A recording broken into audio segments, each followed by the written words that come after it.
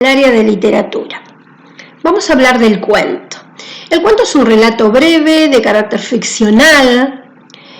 Es decir, cuando hablamos de ficcional nos referimos a que es la simulación de la realidad, que puede existir o no. Es decir, que en la realidad puede pasar lo que me dice el cuento o no.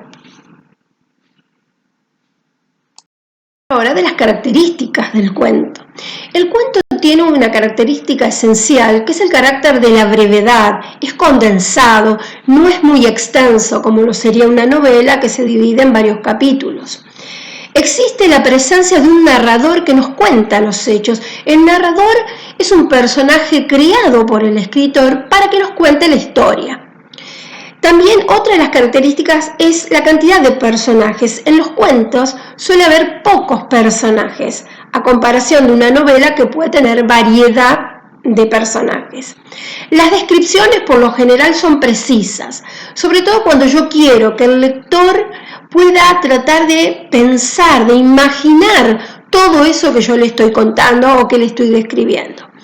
Depende, el cuento realista necesita descripciones muy detalladas y a lo mejor otro tipo de cuento no necesita tanta la descripción detallada.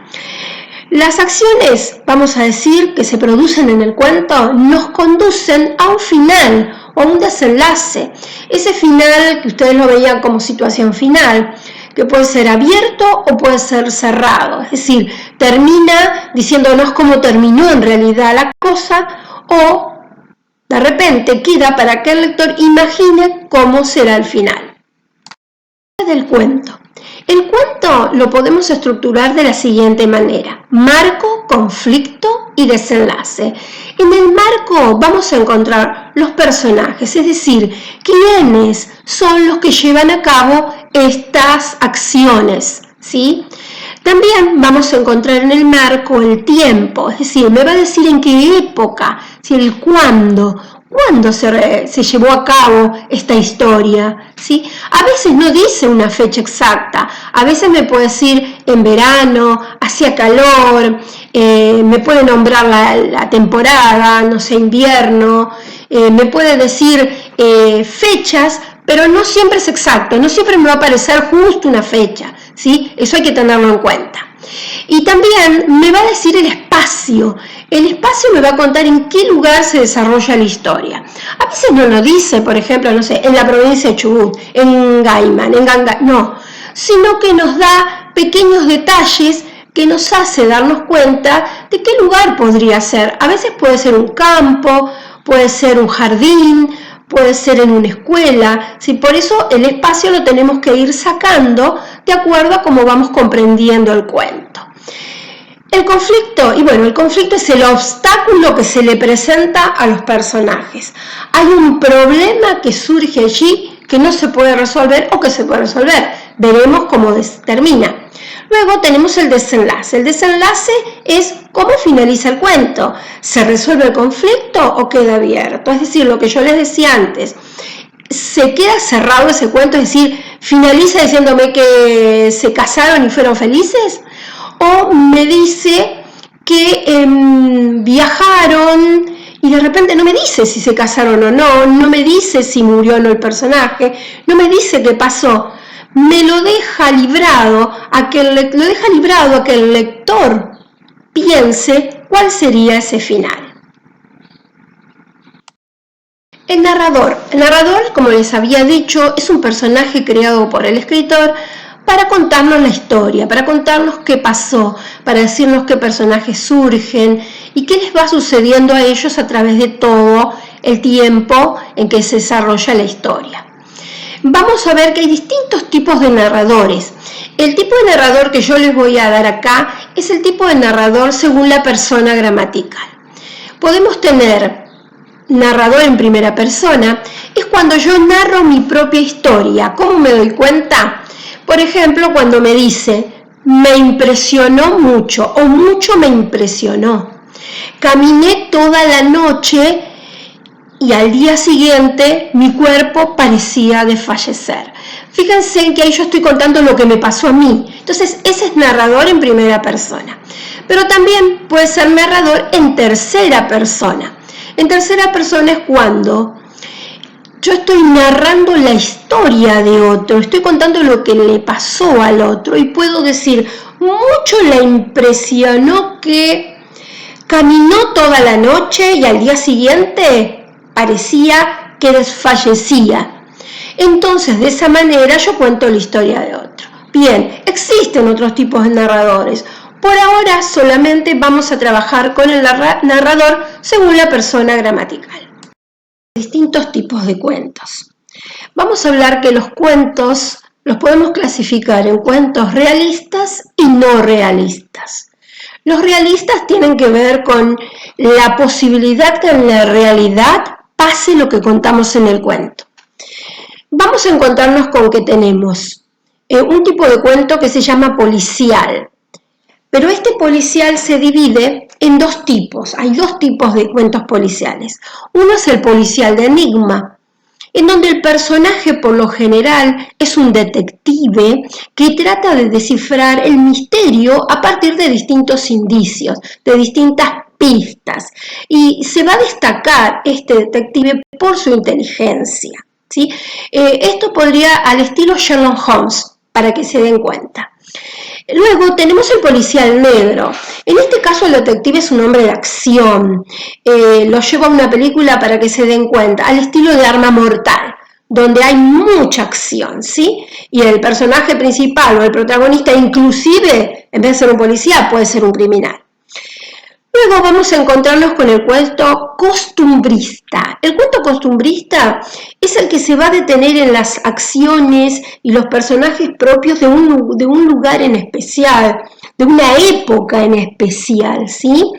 Por ejemplo, el cuento El Matadero se trató de la época entre unitarios y federales, y ahí tenemos un ejemplo de cuento costumbrista, de Esteban Echeverría, ¿sí? Es el cuento El Matadero.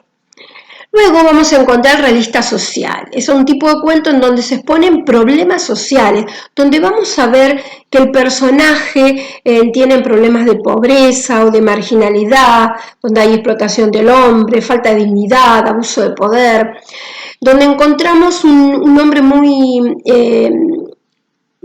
¿cómo les puedo decir?, débil, ¿sí? Que no tiene la fuerza para salir adelante o que pasa muchas vicisitudes en la vida. Un cuento de ejemplo es El hombre muerto de Horacio Quiroga.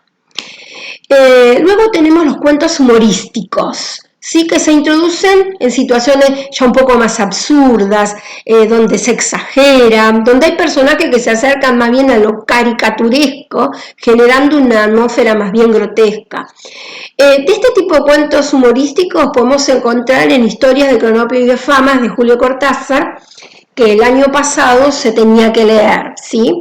Es un ejemplo, Julio Cortázar. Bien, el psicológico es otro de los personajes, de los tipos de cuentos. En este caso, el problema está relacionado con conflictos íntimos, tienen que ver con algo íntimo del personaje, que tiene en relación, por ejemplo, con su entorno o consigo mismo el problema. Bueno, este El hombre muerto, que les acababa de dar como ejemplo para realista social, también tiene un poco que ver con este cuento, con este tipo de cuentos psicológicos, ¿sí? En donde el personaje le van pasando cosas mientras le va pasando una tragedia, ¿sí? Él sufre ahí una tragedia y está al borde de la muerte, y mientras él está agonizando piensa ciertas cosas. Por eso también tiene algo que ver con el psicológico. ¿Qué quiere decir? Que no todos los cuentos entran como etiquetas muy fijas, y no podemos colocar una etiqueta fija que este cuento es realista social solo, nada más. A veces hay una mezcla, como el que les comento, El hombre muerto, que está unido al realista social y al psicológico.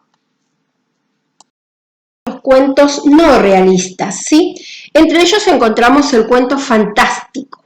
Cuento fantástico se refiere a que en un ámbito común, ¿sí? Común, como podemos tener todos los días en la realidad, surge algo inexplicable, algo que no podemos explicar, creando dudas en el lector y no hay una explicación lógica, ¿sí? Este es un cuento en donde no aparece una explicación lógica, sucede algo que no sabemos, abrimos una puerta y entramos a otro mundo y no podemos explicarlo a eso, ¿sí?